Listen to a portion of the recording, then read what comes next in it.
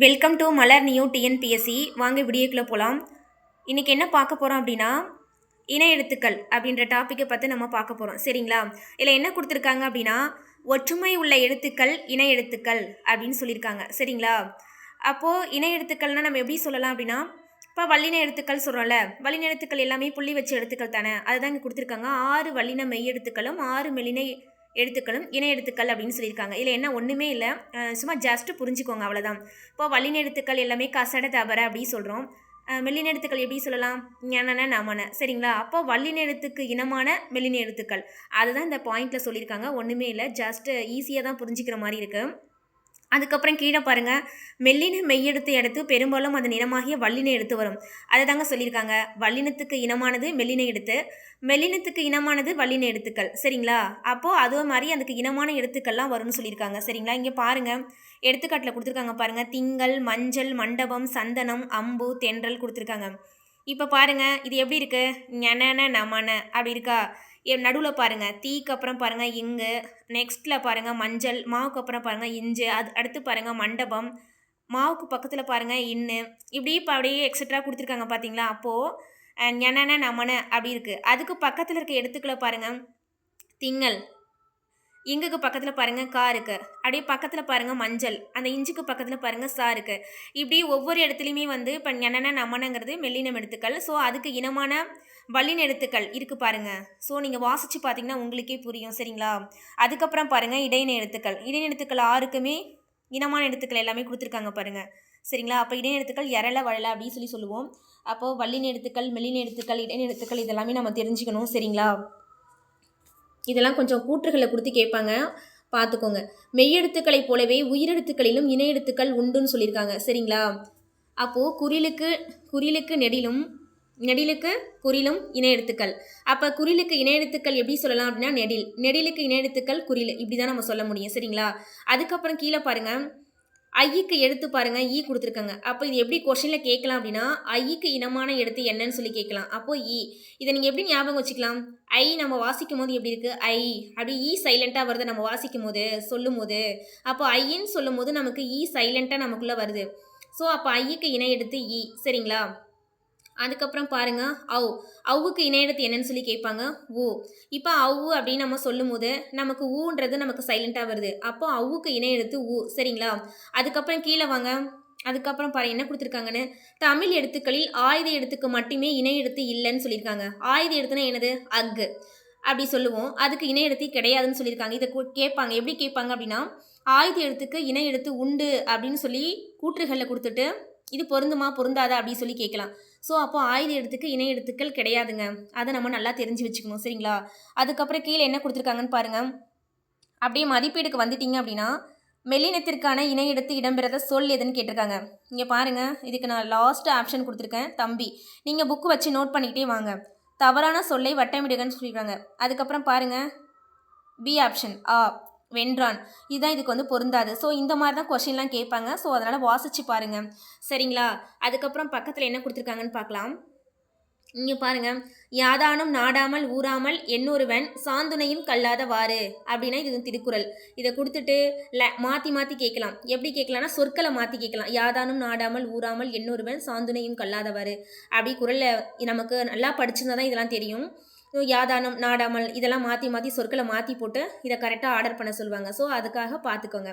அதுக்கப்புறம் பாருங்கள், ஆற்றவும் கற்றார் அறிவுடையார் அத்துடையார் நாற்றிசையும் செல்லாத நாடில்லை அந்நாடு வேற்று நாடா ஆகாவே ஆயினால் ஆற்றுனா வேண்டுவது இல் அப்படி சொல்லியிருக்காங்க. இந்த பாட்டை எழுதுனது யார்? முன்றுரை அறையினார். இது எந்த நூல்லேருந்து கொடுத்துருக்காங்க அப்படின்னா பழமொழி 400. ஸோ இந்த பாட்டு இம்பார்ட்டன்ங்க. நான் மறுபடியும் ஒரு டைம் வாசிக்கிறேன், நீங்கள் நல்லா புக் வச்சு பார்த்துக்கோங்க. ஆற்றவும் கற்றார் அறிவுடையார் அத்துடையார் நாற்றிசையும் செல்லாத நாடில்லை அந்நாடு வேற்று நாடா ஆகாவே தமிழயம் ஆயினால் ஆற்றுனா வேண்டுவது இல் அப்படி சொல்லி கொடுத்துருக்காங்க. இந்த லைனை கொடுத்துட்டு இது எந்த நூல்லேருந்து எடுத்திருக்காங்க அப்படின்னு சொல்லி கேட்பாங்க கொஷினில். பழமொழி 400 நமக்கு தெரிஞ்சிருக்கணும்.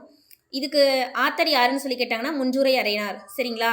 இது எப்படி லைன் கொடுத்துட்டு கேட்கலாங்க அப்படின்னா, ஆற்றுனா வேண்டுவது இல் இதை மட்டும் கொடுத்துட்டு இந்த லைன் எந்த நூல்லேருந்து எடுக்கப்பட்டது அப்படி சொல்லி கேட்கலாம். இந்த இதை எழுதுனது யாருன்னு சொல்லி கேட்டால் முன்றுரை அறையினார் நமக்கு தெரிஞ்சிருக்குங்களா? அப்போ ஆற்றுனா வேண்டுவது இல் அப்படின்னா என்ன அப்படின்னா வழி உணவு. இப்போ நாம் ஒரு இடத்துக்கு போகிறோம் அப்படின்னா போகும்போது நம்ம சாப்பாடு எடுத்துகிட்டு போவோம் இல்லையா, அதைத்தான் வழி உணவுன்னு சொல்லியிருக்காங்க. அதை தான் இங்கே எப்படி கொடுத்துருக்காங்க அப்படின்னா ஆற்றுனா வேண்டுவது இல் அப்படின்னு சொல்லிட்டு நமக்கு கொடுத்துருக்காங்க. சரிங்களா? அதுக்கப்புறம் கீழே பாருங்கள், இங்கே அதுக்கப்புறம் கீழே எதுவும் இல்லை. நெக்ஸ்ட் பேஜில் என்ன இருக்குன்னு பார்க்கலாமா? நெக்ஸ்ட் பேஜில் எதுவும் இல்லை. அதுக்கப்புறம் பாருங்கள், இங்கே கொடுத்துருக்காங்க இம்பார்ட்டனாக ஒரு 5 கொஷின் கொடுத்துருக்காங்க, இதெல்லாம் பார்த்துக்கோங்க. காமராஜர் பிறந்தனால தான் நாம் கல்வி வளர்ச்சி நாளாக கொண்டாடிட்டு வரோம். சரிங்களா? அதுக்கப்புறம் பாருங்கள், டாக்டர் எஸ் ராதாகிருஷ்ணன் பிறந்தனால நம்ம டீச்சர்ஸ் டேவாக கொண்டாடுறோம். அதுதான் இங்கே கொடுத்துருக்காங்க, டீச்சர்ஸ் டே, ஆசிரியர் நாள் அப்படின்னு சொல்லிட்டு. அதுக்கப்புறம் தேர்ட் ஒன் பாருங்கள், அப்துல் கலாம் பிறந்தனால தான் தேசிய இளைஞர் நாளாக நம்ம கொண்டாடுறோம். சரிங்களா? அதுக்கப்புறம் பாருங்கள் ஃபோர்த் ஒன், விவேகானந்தர் பிறந்தனால நம்ம மாணவர் நாளாக கொண்டாடிட்டு வருகிறோம். அதுக்கப்புறம் பாருங்கள் ஜவஹர்லால் நேரு பிறந்தனால நம்ம சில்ட்ரன்ஸ் டே, குழந்தைகள் நாளாக நம்ம கொண்டாடிட்டு வரோம். சரிங்களா? அப்போது இந்த 5 வந்து கண்டிப்பாக ஏதாவது ஒரு கொஷின் கேட்பாங்க, நல்லா படித்து வச்சுக்கோங்க. சரிங்களா? அதுக்கப்புறம் பாருங்கள் நெக்ஸ்ட் பேஜில் என்ன இருக்குது அப்படின்னா, நெக்ஸ்ட் பேஜில் ஒரு குட்டி பாக்ஸ் இருக்குது பாருங்கள். காமராஜரின் வீட்டிற்குள் நுழைய முயன்றவர்கள் சிறுவன் சிறுமி. மேலே ஒரு பேராகிராஃப் இருக்குது. இது சும்மா நீங்கள் ஜஸ்ட்டு ஒரு குட்டி ஸ்டோரி மாதிரி இருக்குது, நீங்கள் வாசித்து பாருங்கள், உங்களுக்கு புரியும். சரிங்களா? நான் இம்பார்ட்டன்ட் மட்டும் உங்களுக்கு சொல்கிறேன், என்னென்ன எக்ஸாமுக்கு உங்களுக்கு தேவையோ அதை மட்டும் உங்களுக்கு சொல்கிறேன். சரிங்களா? காமராஜரின் வீட்டிற்குள் நுழைய முயன்றவர்கள் சிறுவன் சிறுமி. சரிங்களா? இந்நிகழ்வு சிறுவனது குடும்பத்தின் எப்பண்பை விளக்குகிறது? நேர்மை. நீங்கள் மேலே அந்த பேராகிராஃபை படித்து பாருங்கள், படித்து பார்த்துட்டு கீழே அந்த கொஷினை பார்த்தீங்கன்னா உங்களுக்கு புரியும். சரிங்களா? அதுக்கப்புறம் கீழே பாருங்கள், எதுவும் இல்லை. நெக்ஸ்ட் பேஜில் எதுவுமே கொடுக்கல. அதுக்கப்புறம் பாருங்கள், கலைச்சொல் அறிவும் சொல்லிட்டு ஒரு டாபிக் இருக்கா, கலைச்சொல் அறிவும் அப்படின்ற ஒரு டாபிக் இருக்குது. இங்கே வந்துருங்க. இந்த மாதிரி நமக்கு பார்க்குறதுக்கு நமக்கு எல்லாமே தெரிஞ்ச மாதிரி தெரியும். ஆனால் நமக்கு எக்ஸாம் ஹாலுக்கு போனால் இந்த மாதிரி தமிழில் கொடுத்துட்டு இங்கிலீஷில் என்னன்னு சொல்லி கேட்கலாம், இங்கிலீஷில் கொடுத்துட்டு தமிழ் என்னன்னு சொல்லி கேட்கலாம், நமக்கு அப்போது கன்ஃபியூஸ் ஆகும். சரிங்களா? அதுக்கு ஜஸ்ட் வாசிச்சு மட்டும் பார்த்துட்டு போங்க. கல்வி அப்படின்னா எஜுகேஷன், தொடக்கப்பள்ளி அப்படின்னா பிரைமரி ஸ்கூல், மேல்நிலை பள்ளி அப்படின்னா ஹையர் செகண்டரி ஸ்கூல், நூலகம் அப்படின்னா லைப்ரரி, மின் படிக்கட்டு அப்படின்னா எஸ்குலேட்டர். இப்போ நமக்கு எஸ்குலேட்டர்னா நமக்கு தெரியும், அதுக்கு தமிழில் என்னென்னா நமக்கு புரியாது. சரிங்களா? மின் படிக்கட்டு அப்படின்னு நமக்கு தெரியாது, கன்ஃபியூஸ் பண்ணும். ஸோ நல்லா பார்த்துக்கோங்க. அதுக்கப்புறம் பாருங்கள், மின் தூக்கி அப்படின்னா லிஃப்ட்டு, மின்னஞ்சல் அப்படின்னா இமெயில். இப்போ நமக்கு இமெயில் தெரியும், அதுக்கு மின்னஞ்சலுங்கிறது நமக்கு தமிழில் சரியாக புரியாது. ஸோ இந்த மாதிரி கொடுத்துட்டு நமக்கு கண்டிப்பாக கொஷின் கேட்பாங்க, கன்ஃபியூஸ் ஆகும். ஸோ நல்லா பார்த்துக்கோங்க. டிஎன்பிசியில் இதுலேருந்து கண்டிப்பாக ஒரு கொஷின் கேட்பாங்க. சரிங்களா? குறுந்தகடு அப்படின்னா காம்பேக்ட் டிஸ்க் அப்படின்னு சொல்லலாம். மின் நூலகம் அப்படின்னா இ லைப்ரரி, மின் நூல் அப்படின்னா இ புக்கு, மின் இதழ்கள் அப்படின்னா இ மேகசின் அப்படின்னு சொல்லலாம். சரிங்களா? அதுக்கப்புறம் நெக்ஸ்ட் என்ன கொடுத்துருக்காங்கன்னு சொல்லி பார்க்கலாமா? புக்கு வச்சு நீங்கள் சைடு பை சைடாக பார்த்துக்கிட்டே வாங்க, அப்போ தான் உங்களுக்கு நான் சொல்கிறது உங்களுக்கு புரியும். சரிங்களா? அதுக்கப்புறம் என்ன கொடுத்துருக்காங்க அப்படின்னா, இயல் 2 ஆசாரக்கோவை. இங்கே பாருங்கள், இங்கே பாட்டு கொடுத்துருக்காங்க பாருங்கள். நன்றி அறிதல் பொறையுடைமை இன்சொல்லோடு இன்னாது எவ்வுயிருக்கும் செய்யாமை கல்வியோடு ஒப்புரவு ஆச்சாரிதல் அறிவுடைமை நல்லினத்தோரோடு நட்டல் இவை 8ம் சொல்லிய ஆசார வித்து. இந்த பாட்டை எழுதினவங்க யாருன்னு சொல்லி பார்த்தாங்கன்னா பெருவாயின் முள்ளியார். ஸோ இது கொடுத்துட்டு கேட்பாங்க, எப்படி கேட்பாங்க அப்படின்னா, நன்றி அறிதல் பொறையுடைமை இன்சொல்லோடு இன்னாது எவ்வுயிருக்கும் செய்யாமை கல்வியோடு ஒப்புரவாச்சாரிதல் அறிவுடைமை நல்லினத்தாரோட நட்டல் இவை 8ம் சொல்லிய ஆசார வித்து. இப்படி அப்படியே கொடுத்துட்டு இந்த பேராகிராஃப் அப்படியே கொடுத்துட்டு இது எந்த நூலேருந்து எடுக்கப்பட்டதுன்னு சொல்லி கேட்டால் நமக்கு ஆசாரக்கோவை அப்படின்னு சொல்ல தெரியணுங்க. டிஎன்பிசி ஆஸ்பிரன்ஸ் எல்லாமே இந்த பாட்டெல்லாம் சின்ன சின்ன குட்டி குட்டியாக இருக்க பாட்டெல்லாம் நல்லா படித்து வச்சுக்கோ. சரிங்களா? அதுக்கப்புறம் இதை கொடுத்துட்டு இதை யார் எழுதுனாங்க அப்படின்னு சொல்லி கேட்டால் பெருவாயின் முள்ளியார் நமக்கு தெரிஞ்சிருக்கணும். அப்போ ஆசாரக்கோவை அதை மட்டும் கொடுத்துட்டு யார் எழுதுனாங்கன்னு சொல்லி கேட்டால் பெருவாயின் முள்ளியார்னு தெரியணும். பாட்டு கொடுத்துட்டு எப்படி கேட்டாலும் நமக்கு சொல்ல தெரியணும். சரிங்களா? அதுக்கப்புறம் பாருங்கள், சொல்லும் பொருளும் கொடுத்துருக்காங்க. நன்றி அறிதல் அப்படின்னா பிறர் செய்த உதவியை மறவாமை. இதுலேருந்து கண்டிப்பாக ஒரு கொஷின்ஸ் இருக்குங்க, அதனால் சொல்லும் பொருளும் இருக்கலாம், அப்படியே விட்டுட்டு போயிடாதீங்க, நல்லா படிச்சுக்கோங்க. ஒப்புரவு அப்படின்னா எல்லோரையும் சமமாக பேணுதல், நட்டல் அப்படின்னா நட்பு கொள்ளுதல். அதுக்கப்புறம் பாருங்கள், இது இந்த பாட்டில் என்ன கொடுத்துருக்காங்க அப்படின்னா வாசித்து பாருங்கள், எல்லாருக்குமே ஈஸியாக புரியும். பிறர் செஞ்ச உதவியை மறக்கக்கூடாது, பிறர் செய்யும் தீமைகளை நம்ம பொறுத்துக்கணும், இனிய சொற்களை பேசணும், எந்த உயிருக்கும் நம்ம துன்பம் செய்யக்கூடாது, கல்வி அறிவு நம்மக்கிட்ட இருக்கணும், எல்லாரையும் சமமாக மதிக்கணும், அறிவுடையவங்களாக இருக்கணும், நற்பண்பு உடையவராக எல்லாத்துட்டையும் நல்லா பழகணும். இது 8 தான் நல்லொழுக்கத்தை விதைக்கும் விதைகள்னு சொல்லியிருக்காங்க. சரியா? 8 கொடுத்துருக்காங்க. ஸோ நல்லொழுக்கத்தை விதைக்கும் விதைகள் எத்தனைன்னு சொல்லி கேட்டாங்கன்னா 8. ஸோ இங்கே கொடுத்துருக்காங்க பாருங்கள். அதுக்கப்புறம் பார்த்துக்கோங்க, நூல்வெளின்னு சொல்லிட்டு ஒரு குட்டி பாக்ஸ் இருக்கா, இங்கே வந்துருங்க. ஆசாரக்கோவையினுடைய ஆசிரியர் யார்? பெருவாயின் முள்ளியார். அப்போ இது கொஷினில் கண்டிப்பாக கேட்பாங்க. ஆசாரக்கோவையின் ஆசிரியர் யாருன்னு சொல்லி கேட்டால் பெருவாயின் முள்ளியார் நமக்கு தெரிஞ்சிருக்கும். நல்லா படிச்சுக்கோங்க. இவர் பிறந்த ஊர் கயத்தூர். இதெல்லாம் கொஷின் எப்படி கேட்பாங்க அப்படின்னா கூற்றுகளை கொடுத்துட்டு கண்டிப்பாக கேட்பாங்க. சரிங்களா? அதனால் இவர் பிறந்த ஊர் கயத்தூர். இதை மாற்றி கொடுத்து கேட்பாங்க. அப்போ நமக்கு கன்ஃபியூஸ் ஆகும். சரிங்களா? நல்லா படிச்சுக்கோங்க. ஆசாரக்கோவை என்பதற்கு நல்ல ஒழுக்கங்களின் தொகுப்பு அப்படிதான் இதுக்கு மீனிங். அப்போ ஆசாரக்கோவை அப்படின்னா அதுக்கு என்ன மீனிங் சொல்லி கேட்பாங்க. நல்ல ஒழுக்கங்களின் தொகுப்புன்னு நல்லா படிச்சுக்கோங்க. இந்த நூல் வந்து 11 கீழ்கணக்கு நூல்களில் ஒன்றா 11 மேல்கணக்கு நூல்களில் ஒன்றா அப்படி சொல்லிட்டு கன்ஃபியூஸ் பண்ணுவாங்க. சங்ககால இலக்கியமா இப்படி சொல்லி கொஷினில் நமக்கு நிறைய சாய்ஸ் கொடுத்து கன்ஃபியூஸ் பண்ணுவாங்க. நல்லா பார்த்துக்கோங்க. அப்போது ஆசாரக்கோவை 11 கீழ்கணக்கு நூல்களில் ஒன்று நமக்கு தெரிஞ்சிருக்கணும். அப்போது ஆசாரக்கோவை எத்தனை வெண்பாக்களை கொண்டதுன்னு சொல்லி கேட்பாங்க. 100 வெண்பாக்கள்ங்க. சரிங்களா? அப்போ 100 இங்கே பாருங்கள் 100 நல்லா தெரிஞ்சு வச்சுக்கணும். அதுக்கப்புறம் பாருங்கள் நெக்ஸ்ட் பேஜில் என்ன கொடுத்துருக்காங்கன்னு சொல்லி பார்க்கலாமா? நெக்ஸ்ட் பேஜில் மதிப்பீடுக்கு வந்துருங்க. மதிப்பீடு என்ன கொடுத்துருக்காங்க அப்படின்னா பிறரிடம் நான் பேசுவேன் இன்சொல் பேசுவேன். சரிங்களா? இதுக்கு இதான் ஆன்சர். பிறர் நமக்கு செய்யும் தீங்கை பொறுத்து கொள்வது பொறை. அறிவு கூட்டல் உடைமையை நமக்கு எப்படி சேர்த்து எழுதலாம் அப்படின்னா அறிவுடைமை. இவை கூட்டல் எட்டும். இதை எப்படி நம்ம சேர்த்து எழுதலாம் அப்படின்னா இவை எட்டும். நன்றி அறிதல். இதை எப்படி நம்ம பிரித்து எழுதலாம் அப்படின்னு சொல்லி பார்த்தீங்கன்னா நன்றி கூட்டல் அறிதல். ஓகேங்களா? பொறையுடைமை. பொறையுடைமை நமக்கு எப்படி வந்து பிரித்து எழுதலாம் அப்படின்னு சொல்லி கேட்டாங்கன்னா பொறை கூட்டல் உடைமை. சரிங்களா? அந்த கொஷின்ஸ்லாம் அந்த மதிப்பீடு கொடுத்துருக்க கொஷின்ஸ்லாம் கொஞ்சம் நல்லா பார்த்துக்கோங்க. அதுலேருந்து கண்டிப்பாக கொஷின்ஸ் கேட்பாங்க.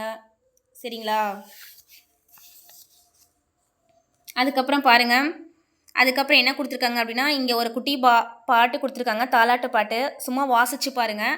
இதில் நான் இம்பார்ட்டன்ட் மட்டும் சொல்கிறேன். சரிங்களா? சொல்லும் பொருளும் கொடுத்துருக்காங்க. நந்தவனம் அப்படின்னா பூஞ்சோலை, பார் அப்படின்னா உலகம், பண் அப்படின்னா இசை, இழைத்து அப்படின்னா பதித்து. அடுத்து பாருங்கள் முத்தேன் அப்படின்னா கொம்புத்தேன், மலைத்தேன், கொசுத்தேன்னு சொல்லலாம். முக்கணி மா பலாவாழை நமக்கு தெரியும். முத்தமிழ் அப்படின்னா இயல் இசை நாடகம். சரிங்களா? இதில் அப்படியே பாருங்கள் நூல்வெளி. தாலாட்டு அப்படின்னா வாய்மொழி இலக்கியங்களில் ஒன்று. ஆமாம், தாலாட்டு நம்ம வாயால் தானே பாடுவோம். ஸோ அப்படி ஞாபகம் வச்சுக்கோங்க. தாலாட்டு என்பது வாய்மொழி இலக்கியங்களில் ஒன்று. தாள் அப்படின்னா அதுக்கு நாக்கு என்று மீனிங். சரிங்களா? அப்போ தாள் என்பதற்கு என்ன மீனிங் சொல்லி கேட்டாங்கன்னா நாக்கு. நாவை அசைத்து பாடுவதால் தாலாட்டுன்னு நம்ம சொல்கிறோம். சரிங்களா? அதை எப்படி பிரிக்கலாம் அப்படின்னா தாள் கூட்டல் ஆட்டு. ஓகேவா? அடுத்து கீழே என்ன கொடுத்துருக்காங்கன்னு பாருங்கள். குழந்தையின் அழுகையை நிறுத்தவும் தூங்க வைக்கவும் இனிய ஓசையுடன் பாடும் பாடல் தாலாட்டு. அப்போ தாலாட்டு குழந்தைங்களுக்கு தானே பாடுவாங்க. சரிங்களா? இங்கே படித்து பாருங்கள். உங்களுக்கு ஈஸியாக இருக்கும். இது பாட்டு அவசியம் இல்லை. சும்மா ஜஸ்ட் ரீட் பண்ணி மட்டும் பாருங்கள். சரிங்களா? அதுக்கப்புறம் இங்கே என்ன கொடுத்துருக்காங்க அப்படின்னா மதிப்பீடில் பாருங்கள். பாட்டு இசைத்து அப்படின்னா பாட்டு இசைத்து நம்ம எப்படி பிரிக்கலாம் அப்படின்னா பாட்டு கூட்டல் இசைத்து. சரிங்களா? அதுக்கப்புறம் பாருங்கள் கண்ணுரங்கு. இதை எப்படி நம்ம பிரிக்கலாம்னா கண் கூட்டல் உரங்கு. வாழை கூட்டல் இலை. இதை எப்படி பிரிக்கலாம்னா வாழை இலை. கை கூட்டல் அமர்த்தி. பாருங்கள் கை அமர்த்தி. ஓகேங்களா? அதுக்கப்புறம் பாருங்கள் உதித்த என்ற சொல்லிற்குரிய எதிர்ச்சொல் அப்படின்னு சொல்லி கேட்டாங்கன்னா மறைந்த. பாருங்கள் இப்போ உதித்த என்ற சொல்லிற்குரிய எதிர்ச்சொல்னு கேட்டிருக்காங்க. அப்போ நம்ம கொஷின் எடுக்கும்போது எப்படி எடுப்போம் அப்படின்னா டக்குன்னு ஒரு ஆர்வக்குள்ளரில் வேறு மாதிரி நம்ம சாய்ஸ் எடுப்போம். சரிங்களா? அப்போது அவங்க கேட்டிருக்கிறது எதிர்ச்சொல்லா அதுக்கு என்ன மீனிங் கேட்டிருக்காங்கன்னா அதை நல்லா நம்ம வாசித்து பார்க்கணும். நமக்கு ஆன்சர்லாம் தெரியுங்க. ஆனால் நம்ம கொஷின் வந்து படிக்கிறதுல நிறைய பேர் நம்ம தப்பு பண்ணுவோம். சரிங்களா? அப்போ கொஷினை வாசிக்கும் போது நம்ம சரியாக வாசிக்கணும். சரிங்களா? அப்போது உதித்த என்ற சொல்லிற்குரிய எதிர்ச்சொல் கேட்டிருக்காங்க. அப்போ அதுக்கு எதிர்ச்சொல் என்னென்னா மறைந்த. ஓகேங்களா? இப்போது இந்த பாடம் முடிஞ்சிருச்சு. நான் சொல்ல டெய்லி படிச்சுக்கிட்டே வாங்க. அப்போ தான் உங்களுக்கும் ஒரு கண்டினியூட்டி கிடைக்கும். டெய்லி கிளாஸ் போடுறோம்.